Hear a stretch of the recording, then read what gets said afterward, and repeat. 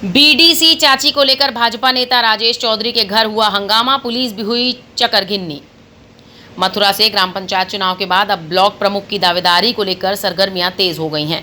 Block प्रमुख के दावेदार एक भाजपा नेता धनबल बाहुबल से बीडीसी सदस्यों को अपने समर्थन में लेने के प्रयास में लगे हैं। गुरुवार को मथुरा में ऐसा ही एक मामला तब सामने आया जब एक महिला बीडीसी सदस्य को भाजपा नेता के घर से लेने आया। जब भाजपा नेता ने उसे अपनी चाची से नहीं मिलने दिया तो भतीजे ने हंगामा कर दिया। मौके पर पुलिस पहुंच गई और मामले को शांत करने का प्रयास किया गया। ब्लॉक प्रमुख की दावेदारी को लेकर मथुरा के भाजपा नेता राजेश चौधरी बीडीसी सदस्यों से संपर्क साधने में लगे हैं। वो बीडीसी सदस्यों के घर जाकर उनके परिजनों को मोटी रकम की पेशकश कर रहे हैं, बल्कि समर्थन में वोट देने का मोटी रकम पर सौदा भी कर रहे हैं। राजेश चौधरी ने नौझील क्षेत्र की एक बीडीसी सदस्य को अपने समर्थन में वोट देने के लिए घर ही ले आए।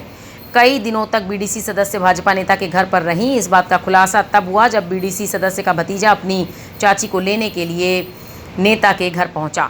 नेता के परिजनों ने भतीजे को चाची से नहीं मिलने दिया। इस पर भाजपा के घर के बाहर भतीजे ने जमकर हंगामा काटा और पुलिस को सूचित कर दिया। भाजपा नेता के घर पर चले कई घंटे हाई वोल्टेज ड्रामा के बाद पुलिस ने बामुश्किल मामला शांत किया।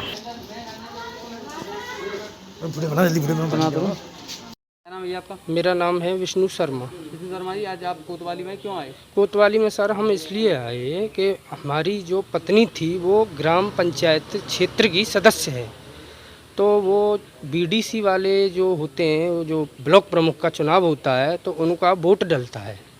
तो मेरे यहाँ पे श्री राजेश चौधरी जी और उनके पीआरओ जसवंत जी ये लोग मेरे गांव गए, मेरे से कहा कि आपकी पत्नी का परसों वोट डलेगा और हमको इनको ले जाना है और ले जा करके वोट डलवाना है।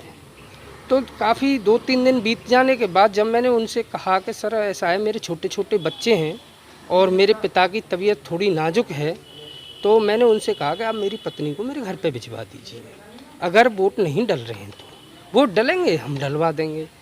तो उन्होंने कहा कोई बात नहीं, हम भिजवा देंगे। लेकिन एक दिन फिर बीत जाने के बाद मैंने अपना भतीजा राजेश को वहाँ भेजा। तो वहाँ भेजने के बाद में भतीजे ने जब कहा कि हमारी चाची से मुझे मिलवाइए, तो वो मिला उनसे जा कर के। तो उन्होंने कहा कि ऐसा है, बाबा की तबीयत ख़राब है और आप गांव चलिए। तो वहाँ पे जो कर्मचारी थे, कुछ और लोग थे अनजाने में, कौन कौन लोग थे, उन्होंने मेरे भतीजे से बदतमीजी की, मारपीट की, मेरी पत्नी से भी बदतमीजी की, अंदर ले गए खींच करके, और मेरे राजेश को जो भतीजा है उसको मारपीट करके बाहर निकाल दिया। तब मैंने पुलिस की मदद ली। पुलिस जब तक उनके पहुंची थी पुलिस, तो मैं नहीं पहुंच पाया क्योंकि मैं थोड़ा पिताजी के इलाज से दूर था थोड़ा। तो भतीजा जब पुलिस पहुंची तो भतीजे को एक तो पुलिस ने मिलने नहीं दिया मेरी पत्नी से। क्या हुआ वहाँ कुछ नहीं हुआ, मेरी पत्नी को बंधक बना के रखा है और अभी तक पुलिस कोई कार्रवाई नहीं कर रही है। और मैं तहरीर लेकर भी आया हूँ मथुरा में, पहले कहा कि आप आ जाइए, आपको पत्नी से मिलवाएंगे, लेकिन अभी कोई कार्रवाई नहीं हो रही है। कोतवाली पे तहरीर ली जा रही है? नहीं ली जा रही है। अब ये वो कह रहे हैं कि जिस क्षेत्र से वो लेकर आए हैं वहाँ तहरीर दीजिए, जबकि मामला मथुरा का है।